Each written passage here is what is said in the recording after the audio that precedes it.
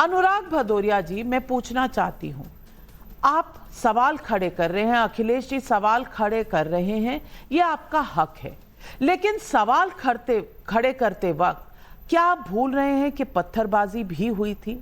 जो फोटोएं ट्वीट हो रही हैं, उन फोटोओं में कहीं ना कहीं देख रहे हैं, कहीं ना कहीं बंदूकें नजर आ रही हैं, लेकिन पत्थरबाजों का कोई भी वीडियो नजर नहीं आ रहा। मैं पूछना चाहती हूं, क्या समाजवादी पार्टी एक तरफा वार कर रही है क्योंकि निशाना सिर्फ योगी आदित्यनाथ है? न्यायिका जी, आपने जो विश्लेषण किया उसी के अगर पॉइंट में मैं बात करूं, आप कह रहे हैं कि जामा मस्जिद से अपील हो रही है शांति बनाए रखने के लिए, इसके मतलब कि वहां पे जो लोग थे वो शांति चाहते थे।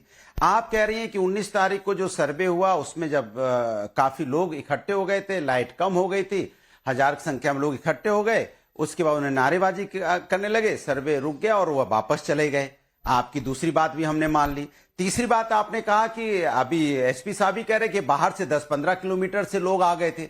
अब बताइए, 19 तारीख को जब लोगों की भीड़ देख ली थी पुलिस ने कि सर्वे में इतनी भीड़ इकट्ठी होगी, तो क्या जिम्मेदारी नहीं होती जब 24 तारीख को सर्वे करने जा रहे हैं तो उसके पहले इंटेलिजेंस डिपार्टमेंट पूरा चौकन्ना रहता, उनका जो आईबी डिपार्टमेंट पूरा वहां पे चौकन्ना रहता और उस तरह से सारी व्यवस्था सैनिटाइज करता उस इलाके को कि वहां पे पत्थर हैं कि नहीं है, जैसा कि लोगों का कहना है और लोग कह भी रहे हैं कि वहां घरों के ऊपर से पत्थर नहीं चले हैं, पत्थर जो आए हैं बाहर के लोग उन्होंने चलाए हैं। तो कौन बाहर के लोग, जो इतने हजारों की संख्या में बाहर के लोग आ गए और पुलिस वालों को पता ही नहीं चला, पूरे सिस्टम को पता नहीं चला। 10 किलोमीटर से लोग पत्थर लिए चले आ रहे हैं और सिस्टम को पता ही नहीं चला।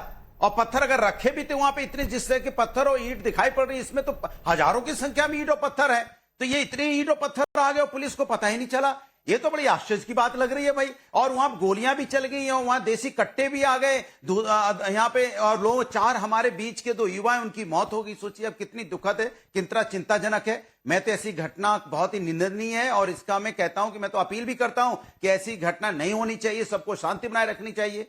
लेकिन पुलिस प्रशासन अपनी फेलियर को कैसे छुपा सकता है भाई? एसपी साहब कह रहे हैं 10-12 किलोमीटर की दूर से आगे होंगे, तो कैसे आगे, मैं पूछना चाहता हूं। जब चुनाव होता है बैरिकेड लग जाता है, जब कोई सैनिटाइज किया जाता है जगह तो बैरिकेड कर दिया जाता है कि कम से कम 1-2 किलोमीटर के बीच में बैरिकेडिंग कर दी जाती है, कोई असामाजिक तत्व, कोई व्यक्ति अंदर ना आ पाए।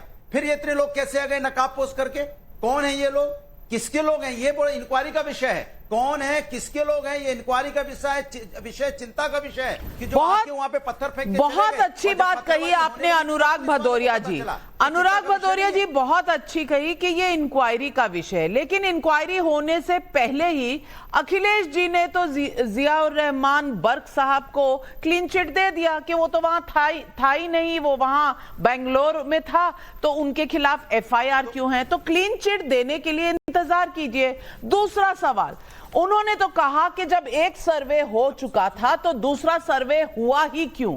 भाई साहब, दूसरा सर्वे होने का कोर्ट का ऑर्डर, ये चिट्ठी जो सबको दी गई थी जिस पर हस्ताक्षर है मस्जिद कमेटी के, ये शायद किसी ने सत्य उनको बताया नहीं।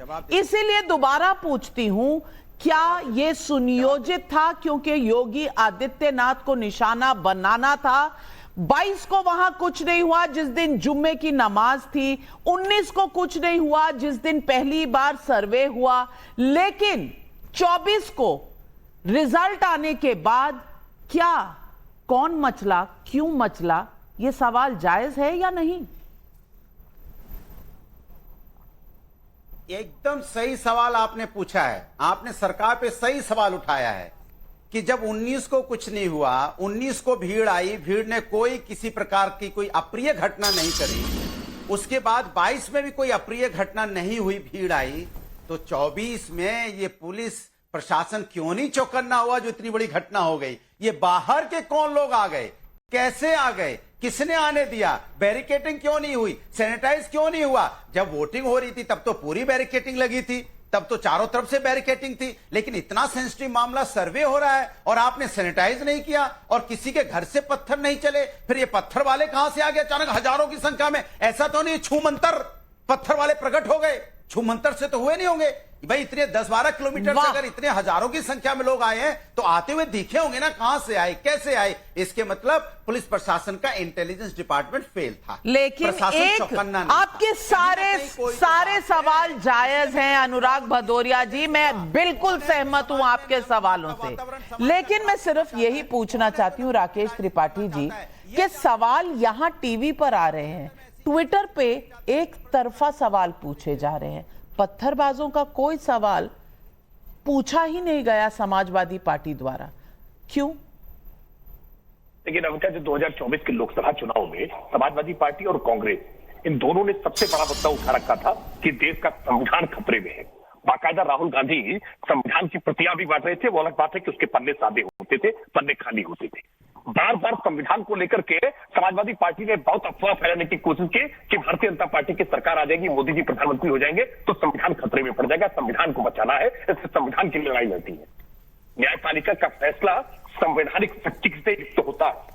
न्यायपालिका इसी संविधान से सेपरेशन ऑफ पावर के तहत बनी है, जिसको पूरी शक्ति अख्तियार होती है, और न्यायपालिका के फैसले से आपकी असहमति है तो इसी न्यायपालिका के दूसरी अदालतों में, ऊपरी अदालतों में यही संविधान आपको ये संवैधानिक अधिकार देता है कि आप अपील कर सकते हैं। सड़कों पर आकर के अपने हाथों में पत्थर नहीं उठा सकते, आप चिंगारी लेकर के शहर को जला नहीं सकते हैं, आपको यह अख्तियार नहीं है कि आप हाथों में असलहे लेकर के पुलिस पर तान दें और पुलिस पर गोलियां चला दें। ये बार बार कह रहे हैं कि पुलिस का फेल्योर था, 16 पुलिसकर्मी घायल है, पुलिसकर्मियों को गोली लगी है। आज एसपी का पीआरओ इस समय जीवन मरण के मौत से जूझ रहा है, अनुराग भदौरिया को शायद जानकारी नहीं है। अगर उत्तर प्रदेश की पुलिस ने तत्परता से कार्रवाई नहीं की होती तो पूरा संभल जल रहा होता। आज पूरे पश्चिम उत्तर प्रदेश में आग लगी होती, ठीक वैसे ही जैसे मुजफ्फरनगर में आपके शासनकाल में लगी थी। उत्तर प्रदेश की पुलिस ने बहुत धैर्यपूर्वक, बहुत सूझबूझ का परिचय देते हुए, बहुत संयम के साथ इस पूरे मामले को नियंत्रित करने को, संभल को संभालने की कोशिश की है, और इसीलिए आज संभल संभला हुआ है, संभल शांत है। लेकिन निश्चित तौर पर यह गंभीर सवाल है कि रामगोपाल यादव जब कहते हैं कि कोर्ट के ऐसे फैसले आएंगे तो पत्थर तो चलेंगे ही, क्या आप अराजकता को जस्टिफाई करने का प्रयास कर रहे हैं? क्या कोर्ट के फैसले को खुलेआम सड़क पर चुनौती देने के लिए लोगों को उकसाने का काम कर रहे हैं? क्या आप संविधान को खुलेआम धज्जियां मखौल उड़ाने का काम कर रहे हैं? शर्म नहीं आती है? राहुल गांधी और प्रियंका वाड्रा एक बार भी ये नहीं कहते हैं कि अराजक तत्वों के खिलाफ कार्रवाई होनी चाहिए जिन्होंने कोर्ट के फैसले के खिलाफ आकर के सड़क पर इस तरह का उपद्रव बचाने की कोशिश की है। एक बार अनुराग भदौरिया के मुंह से नहीं फूटता है कि वो अराजक तत्व जिन्होंने गोली चलाने का दुस्साहस किया है उनके खिलाफ कठोरतम कार्रवाई होनी चाहिए, उनके खिलाफ राष्ट्र का तामील करनी चाहिए। इनका सारा जोर है कि पुलिस कर्मियों पर कार्रवाई क्यों नहीं कर दी गई, डीएम को सस्पेंड कर दीजिए, एसपी को सस्पेंड कर दीजिए, योगी आदित्यनाथ जी इस्तीफा दे दें। सारे प्रयास यही है कि कैसे राज्य की सत्ता इनके हाथों में हथियार ले और ये दंगाइयों को, उपद्रवियों को ये प्रोत्साहित करने का काम करे। और मैं बहुत गंभीरता से आरोप लगा रहा हूं कि 2024 के चुनाव परिणाम में समाजवादी पार्टी को जैसे ही कुछ सीटें बढ़ियां गई, इन अराजक तत्वों के हौसले बुलंद हो गए। इनको लगता है कि अब तो समाजवादी पार्टी हमारी खैरख्वाह ताकतवर हो गई है, और इसीलिए ये बहराइच में रामगोपाल मिश्रा की हत्या को वाजिब ठहराने के लिए कहते हैं कि वहां डीजे बजा था इसलिए गोली चल गई, और अब यहाँ कह रहे हैं कि कोर्ट का फैसला ऐसा आ गया था। राकेश त्रिपाठी जी, इस चुनाव में तो आपको ज्यादा सीटें आई, तो अराजकता की हिम्मत समाजवादी पार्टी में इस बार क्यों आ गई? दोनों बार कब जब सीटें ज्यादा आए तब भी अराजकता वो फैलाते हैं, जब सीटें कम आए तब भी अराजकता वो फैलाते हैं, तो प्रशासन क्या कर रहा है, ये भी तो सवाल उठता है।